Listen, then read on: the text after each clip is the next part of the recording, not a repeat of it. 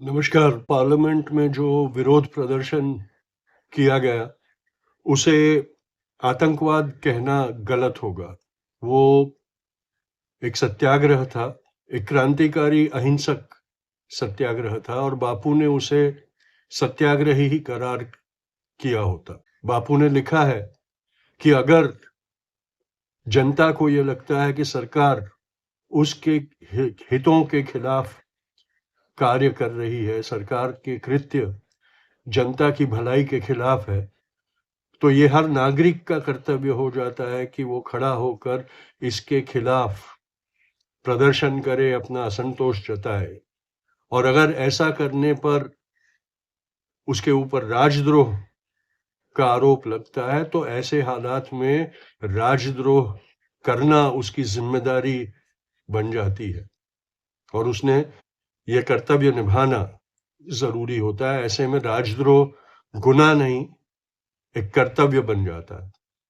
पर उसके साथ साथ उन्होंने ये भी लिखा है कि वो राजद्रोह करते वक्त उसका जो उसके कारण जो भुगतना पड़ेगा, वो भुगतने की भी तैयारी होनी चाहिए, वो साहस वो हिम्मत होना चाहिए। पार्लियामेंट में अपने असंतोष का इजहार करते हुए युवाओं ने जो प्रदर्शन किया, उसमें उन्होंने भारत के क्रांतिकारियों की छवि हमें दिखाई दी। मैंने जब ये खबर पढ़ी तो मुझे शहीद आजम भगत सिंह याद आ गए। जिस तरह से उन्होंने अंग्रेज हुकूमत के खिलाफ अपनी आवाज बुलंद करने के लिए असेंबली में हथगोले फोड़े थे, ये सुनिश्चित करके कि कोई मरे नहीं, सिर्फ धमाका हो और लोग के कानों में कान खुल जाए, वही इन युवाओं ने भी किया। धुआं छोड़ा वहां पर और अपना असंतोष प्रकट किया। सरकार का ये फर्ज बन जाता है कि ये इन युवाओं के साथ सहानुभूति से बैठकर उनकी बातें सुने, उनका असंतोष दूर करने की कोशिश करे। आज सत्ता के घमंड में सरकार जनता से किनारा कर बैठी है और जनता की आवाज सुन नहीं रही है। ऐसे में इसी तरह से अहिंसक सत्याग्रह करना हर वफादार भारतीय नागरिक का कर्तव्य बन जाता है। इसलिए इन युवाओं की सराहना करनी चाहिए। उन्होंने सन 42 का नारा अपने काम से, अपनी जिद से सफल होता हुआ पुनः जागृत किया है, करेंगे या मरेंगे। उन्होंने परवाह नहीं की कि जो वो करने जा रहे थे उनमें उनकी जान भी जा सकती थी।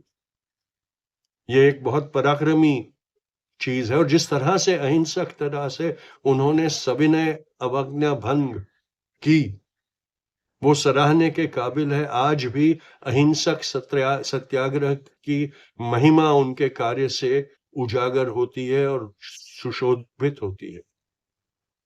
आज जनता ने अपना कर्तव्य दिखाने की जरूरत है। अगर सरकार इन क्रांतिकारी सत्याग्रहियों के साथ आतंकवादियों के जैसा सलूक कर रही है, तो हर भारतीय नागरिक ने खड़ा होकर सरकार का विरोध करना, ये हमारी जिम्मेदारी हो गई है। इन युवाओं ने तो अपना देश प्रेम और अपना कर्तव्य निभाया।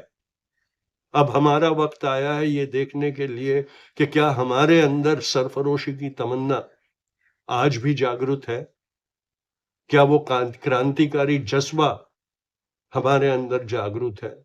विदेशी सरकार के खिलाफ आंदोलन करना फिर भी आसान हो जाता है, क्योंकि वो एक सर्वमान्य चीज होती है। लेकिन अपनी ही सरकार की गलत नीतियों के खिलाफ प्रदर्शन करना, ये बहुत साहस की बात होती है, क्योंकि इसमें उन सत्याग्रहियों को देशद्रोही करार करना सरकार के लिए बहुत आसान हो जाता है। आज भारत के नागरिकों ने यह तय करना पड़ेगा कि वो सरकार को, इन देश प्रेमियों को देशद्रोही करार करने देगी, क्या उनके खिलाफ आतंकवादियों जैसा सलूक करने देगी। ये लड़ाई उन युवाओं की नहीं है, ये लड़ाई हम सब की है जो वो लोग लड़ रहे हैं। अब उनके लिए न्याय की लड़ाई हमने लड़नी होगी।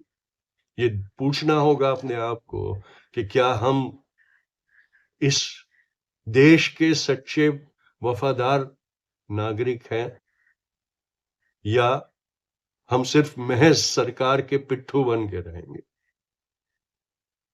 मैं तुषार गांधी उन क्रांतिकारी युवाओं के साथ खड़ा हूं। मुझे इस बात का गर्व है कि मेरे देश में आज भी ऐसे कट्टर युवा हैं जो क्रांति में भी विश्वास रखते हैं और अहिंसक सत्याग्रह का भी रास्ते पर चलने से झिझकते नहीं है। इनकलाब जिंदाबाद।